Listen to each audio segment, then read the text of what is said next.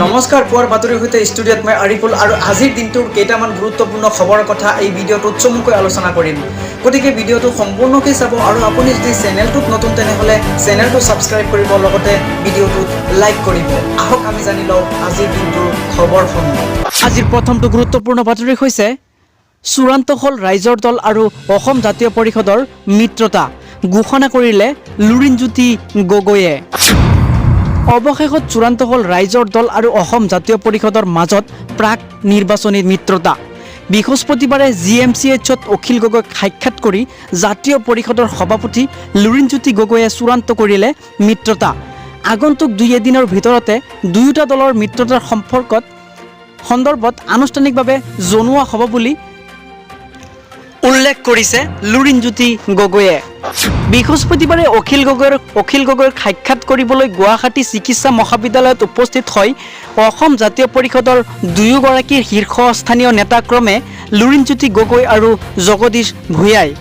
দুয়োগৰাকী নেতাই অখিল গগৈৰ স্বাস্থ্যৰ বুজ লোৱাৰ লগতে ৰাজ্যত শেহতীয়া নিৰ্বাচনী প্ৰেক্ষাপট সন্দৰ্ভতো আলোচনা কৰে।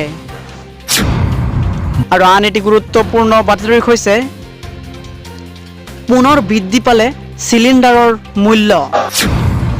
সাধাৰণ জনতাৰ মূৰত ৰাম টাঙন খোদাই বৃদ্ধি পালে চিলিণ্ডাৰৰ মূল্য। শেহতীয়াকৈ লাভ কৰা তথ্য অনুসৰি 25 টকাকৈ বৃদ্ধি পালে প্ৰতিটো চিলিণ্ডাৰত। উল্লেখযোগ্য যে এই বৰ্ধিত মূল্যৰ পিছতে দিল্লীত এটা চিলিণ্ডাৰৰ দাম হৈছেগৈ 719 টকা। আজিৰে পৰা এই নতুন দৰ প্ৰযোজ্য হ'ব সমগ্ৰ দেশত। আৰু আন এটি গুৰুত্বপূৰ্ণ বাতৰি হৈছে মাৰ্চৰ পৰা অসমত আৰম্ভ হ'ব বৈদ্যুতিক ৰেলৰ চলাচল। উত্তৰ পূব সীমান্ত ৰেলৱেই অসমবাসীলৈ সুখবৰ কঢ়িয়াই আনিছে। অহা মাৰ্চ মাহৰ শেষৰ পৰা অসমত আৰম্ভ হ'ব বৈদ্যুতিক ৰেলৰ চলাচল।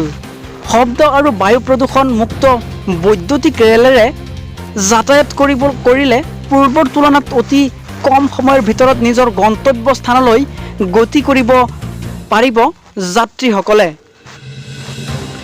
বৈদ্যুতিক ৰেল চলাচলৰ বাবে দিনে নিশাই বৈদ্যুতিকৰণৰ কাম অব্যাহত ৰাখিছে ৰঙিয়া ৰেল বিভাগৰ কৰ্মচাৰীসকলে।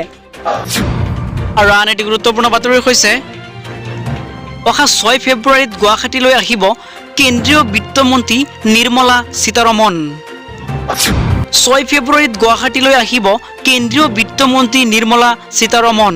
খানাপাৰাৰ এক বিশাল সভাত অংশগ্ৰহণ কৰিব বিত্তমন্ত্ৰীগৰাকীয়ে। ইয়াৰ পিছৰ দিনটোতে অৰ্থাৎ 7 ফেব্ৰুৱাৰীত অসমলৈ আহিব প্ৰধানমন্ত্ৰী নৰেন্দ্ৰ মোদী। অহা 3 দিনত চৰকাৰৰ বৃহৎ কাৰ্যসূচী। এজনৰ উপৰি আন এজন শীৰ্ষ নেতা আহিব অসমলৈ। যিমানে 2021 বিধানসভা নিৰ্বাচনৰ দিন কাষ চাপি আহিছে সিমানে ৰণনীতি শক্তিশালী হৈ উঠিছে বিজেপি দলৰ।